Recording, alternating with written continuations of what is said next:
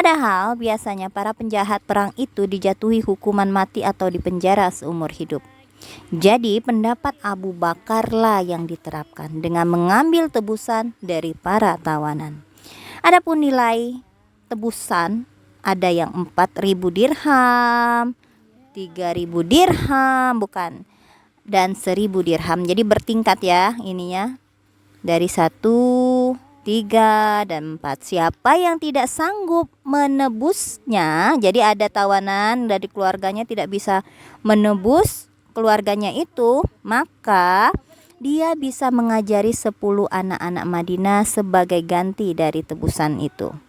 Jika anak-anak itu sudah mahir, maka tebusannya dianggap lunas. Ya, jadi nah, ya di sini nggak dibilangin ya. Jadi kayak gitu ya. Jadi tidak saklek Rasulullah itu menetapkan harus ditebus. Kalau nggak mampu, ya gimana mau nebus kan? Nah, maka yang punya keahlian, misalnya keahlian dia dalam memanah, keahlian dia dalam dalam membuat pedang misalnya kayak gitu ya, itu diajarkan, disuruh ngajari dulu anak-anak. Iya, 10 anak Madinah ya. Bahkan Rasulullah bermurah hati kepada sebagian tawanan. Jadi bukan hanya itu, selain menyuruh tanpa menebus, ini dibebaskannya dibebaskan oleh Rasulullah. Tidak ada tebusan sama sekali ya. Tidak ada tebusan sama sekali dan tidak. Ya, karena Rasulullah itu kan adalah manusia yang paling lembut, Mas. Jadi dengan tebusan tadi 1.000 dirham. Nah, iya, yang pertama 1.000 dirham.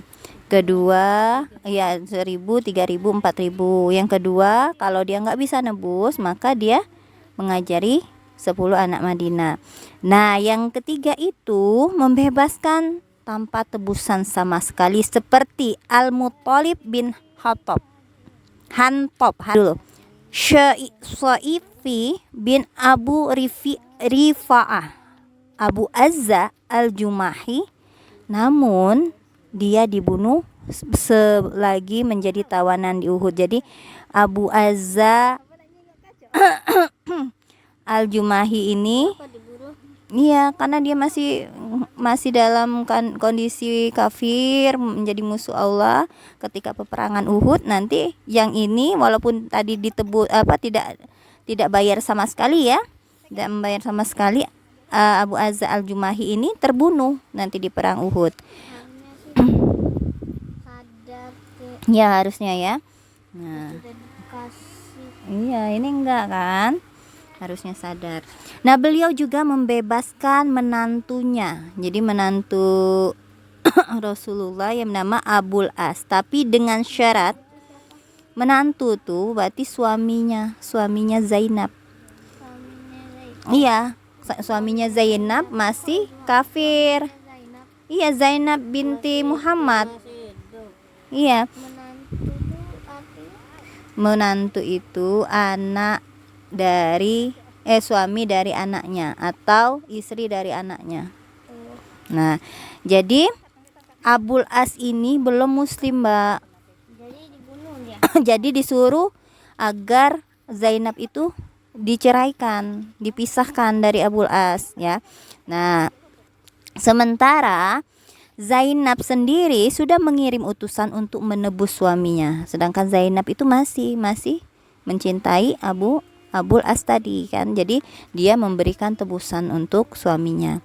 Tebusan itu adalah sebuah kalung yang berupa kalung yang dulu dipakai oleh ibunya Khadijah.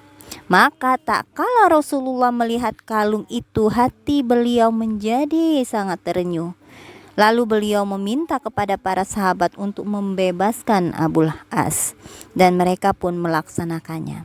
Tapi dengan satu syarat tadi, ya. Dengan satu syarat, Abul As tadi harus menceraikan Zainab. Nah, kemudian